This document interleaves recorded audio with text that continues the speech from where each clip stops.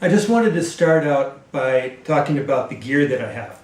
Now, I'm not a musician, I'm an electronics engineer, computer programmer, but I like to play with electronics. I like making sounds for myself, not necessarily music, but at least sounds.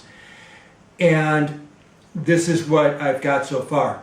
Now, I'm not going to call this a rig because my apartment's too small to have it set up for any length of time, so when I'm done, I have to put everything back in the boxes. But this is what I've got to start out with. I've got the mixer, the Behringer or Behringer, Xenyx, however you want to pronounce it, XENYX 1202 FX. I've got the Hackme Rocket, the kit. I've got the Korg Chaos Pro. Again, another name that I don't really know how to pronounce, Pia or Pia, P-A-I-A. This is the Fat Man kit. This is a little kit from a company in Japan called Gakken, their adult science line. This is very similar to the Korg Monotron. The only real difference is that the Monotron has the keyboard stenciled on the ribbon controller.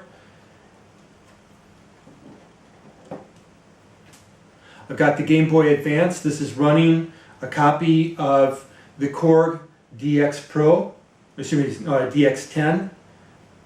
It's a simulator for their MX synthesizer. And then the Roland A300 Pro keyboard mini controller. Right now, the Fat Man isn't plugged in. I've got to do a little bit of troubleshooting. It is a kit. It's about $200 along with your choice of case. And you can buy it pre-assembled. I decided to make it as a kit. It was one of the first kits that I made for these synthesizers, and I need to do a little bit of troubleshooting on it. But otherwise, it works. The A300 Pro, I've demoed this before. The thing that I really like about it is that you've got a lot of controls. If you're running software like Sonar, you can assign the different instrument settings to the MIDI controller controls. And that gives you a lot of power at the keyboard rather than trying to manipulate different settings from the computer. The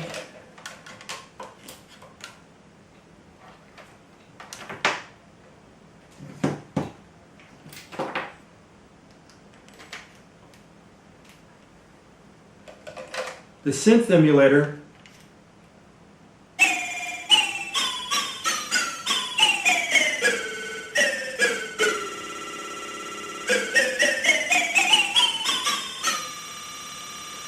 is a wonderful way to learn about how synthesizers work. You don't have to go out and buy something really expensive. If you've already got the Game Boy and you can find a used copy of the DX Plus, you're looking at maybe $5 or $10 for the simulator card. And that's cheap. So it's a wonderful way to learn about how to create patches for synthesizers. The drawback is that there's no way to get MIDI control over this, and you can't really set up a sequencer.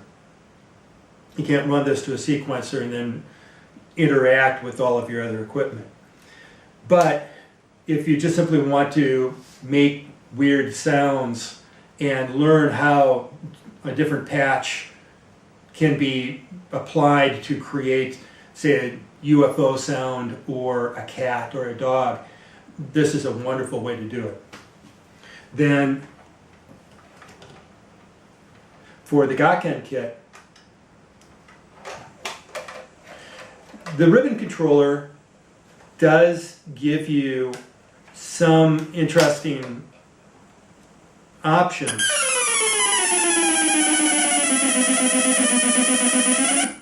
for continuous movement as opposed to having a keyboard.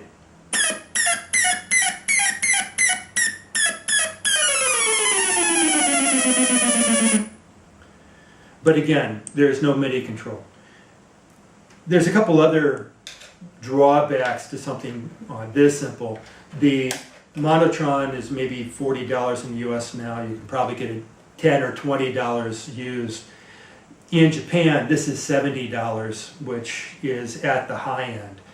But it's fun to play with, and you can use the filter control to modify anything from your other equipment. So basically, you can feed a signal into the Gakken kit, the SX150 Mark II, and you can use the filter cutoff and the resonance.